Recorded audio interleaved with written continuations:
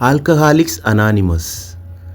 தினமும் நம் சிந்தனைக்கு பிறரை பற்றி சிந்தித்தல். டிசம்பர் 13.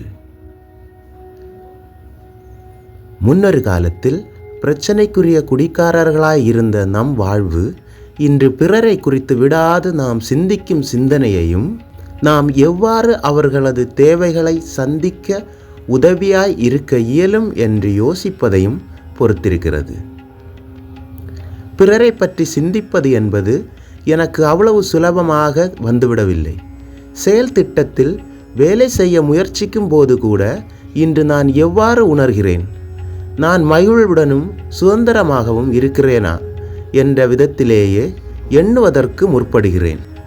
என் எண்ணங்கள் என்னை சுற்றி இருப்பவர்களை தேடி சென்றடைய வேண்டுமென செயல் திட்டம் கூறுகிறது. அந்த புதிய நண்பர் அவரிடம் வலிய சென்று பேசுவதை வரவேற்பாரா? இந்த மனிதர் இன்று சற்று மகிழ்ச்சியற்று காணப்படுகிறார், நான் சென்று அவரை மகிழ்விப்பேன் என்ற விதத்தில் என்னை சுற்றியிருப்பவர்களை பற்றி எண்ணுமாறு நான் பணிக்கப்படுகிறேன்.